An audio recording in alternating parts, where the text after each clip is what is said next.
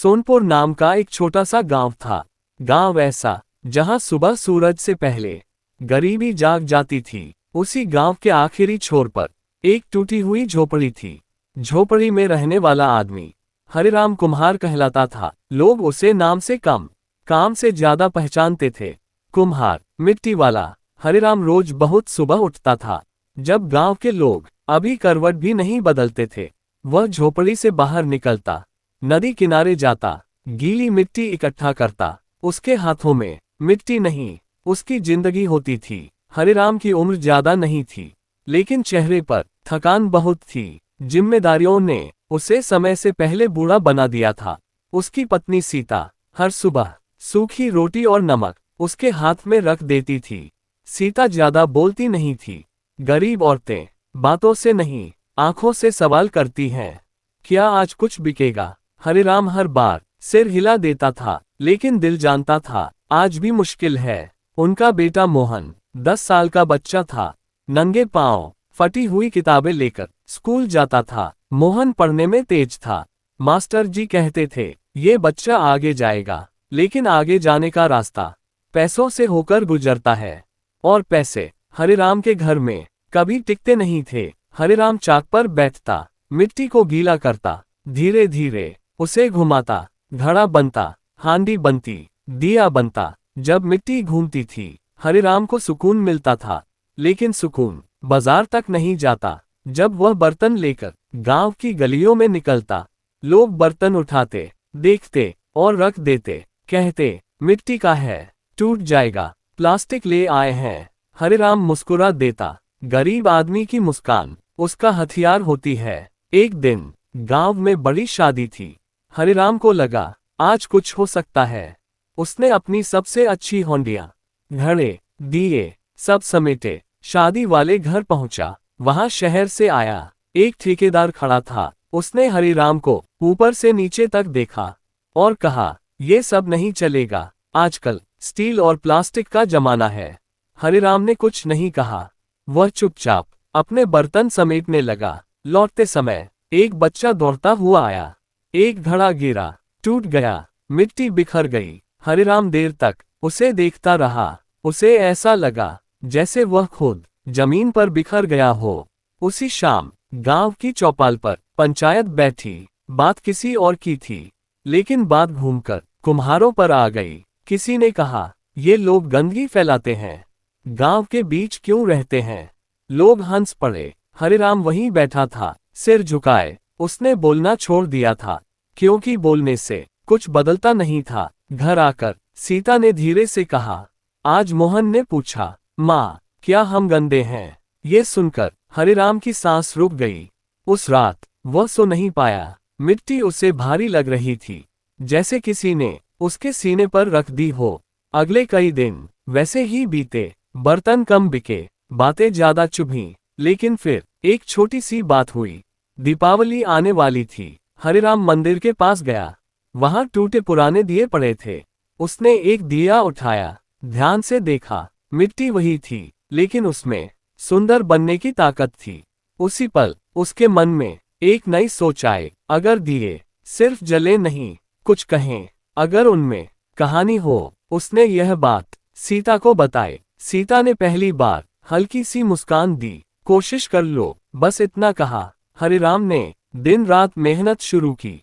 नए आकार, नए डिजाइन। मोहन रंग भरने लगा, सीता दिए सजाने लगी। घर में एक नई उम्मीद सांस लेने लगी। दीपावली आए। हरिराम दिए लेकर शहर जाने निकला। डर भी था, उम्मीद भी। शहर के मेले में उसने दिए सजाए। लोग रुके, देखा, कुछ ने खरीदा। तभी एक आदमी आया, साधारण कपड़े, शांत आंखें। उसने दियों को ध्यान से देखा, पूछा, ये किसने बनाए? हरिराम ने धीरे से कहा, मैंने। उस आदमी ने सारे दिए खरीद लिए। जाते जाते बस इतना कहा, तुम कुम्हार नहीं, कलाकार हो। ये शब्द हरिराम के लिए सब कुछ थे। उस दिन वह घर लौटा। हाथ में पैसे थे, लेकिन दिल में इज्जत थी। और यहीं से हरिराम की जिंदगी धीरे धीरे बदलने लगी।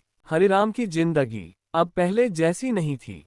सुबह वही होती थी, सूरज वहीं निकलता था, लेकिन हरिराम की आंखों में अब डर कम, उम्मीद ज्यादा थी। शहर से लौटने के बाद उसने खुद को सिर्फ कुम्हार नहीं माना, वह अब अपने काम को कला समझने लगा था। सीता भी बदल गई थी।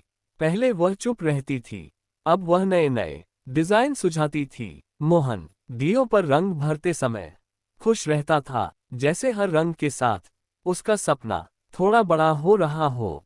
धीरे धीरे शहर से और लोग आने लगे, कोई दुकानदार, कोई अध्यापक, कोई कलाकार, सब हरिराम के दिए देखते और कहते, ऐसे दिए हमने पहले नहीं देखे। गांव के लोग जो कभी हंसते थे, अब दूर से देखते थे। कुछ जलते थे, कुछ चुप रहते थे, लेकिन समाज इतनी जल्दी नहीं बदलता। कई लोग कहते, किस्मत चमक गई, कोई कहता, शहर वालों को बेवकूफ बना दिया।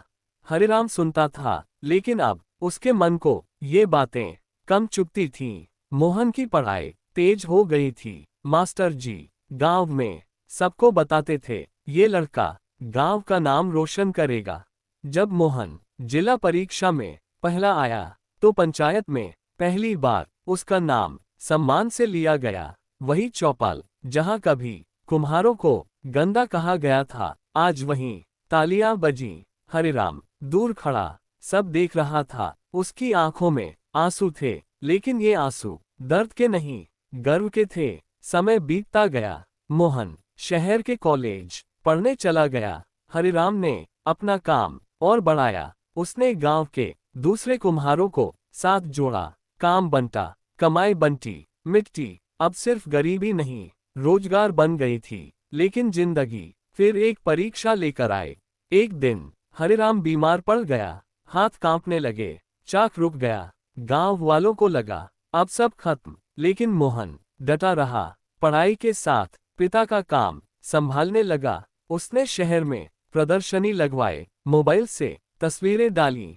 हरिराम की कला दूर दूर तक पहुंची। जब मोहन इंजीनियर बनकर लौटा, तो उसके हाथ में सिर्फ डिग्री नहीं थी, उसके पास एक सोच थी। उसने अपनी पहली कमाई से गांव में कला और कौशल केंद्र खोला, जहां कुम्हार, बढ़ई, लोहार सबको सम्मान के साथ काम सिखाया गया। बच्चों को बताया गया, काम छोटा नहीं होता, सोच छोटी होती है। एक दिन फिर पंचायत बैठी। इस बार मुद्दा अलग था। हरिराम का केंद्र पूरे जिले में नाम कमा रहा था। हरिराम को बुलाया गया। वह लाठी टेकता हुआ खड़ा हुआ। प्रधान ने कहा, आज हमें आप पर गर्व है। हरिराम ने शांत स्वर में कहा, गर्व तब होता जब आपने हमें पहले भी इंसान समझा होता। पूरा चौपाल खामोश हो गया। शाम को हरिराम अपने घर के बाहर बैठा था, सामने वही पीपल का पेड़, लेकिन अब झोपड़ी नहीं,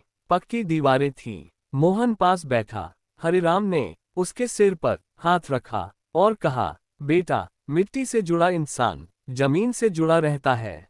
कुछ समय बाद हरिराम इस दुनिया से चला गया। पूरा गांव उसकी अंतिम यात्रा में शामिल हुआ। वही लोग जो कभी हंसते थे, आज सिर झुकाए खड़े थे। मोहन ने चिता के पास मन ही मन वादा किया, यह विरासत कभी खत्म नहीं होगी। आज सोनपुर कारीगरों का गांव कहलाता है। दूर दूर से लोग सीखने आते हैं।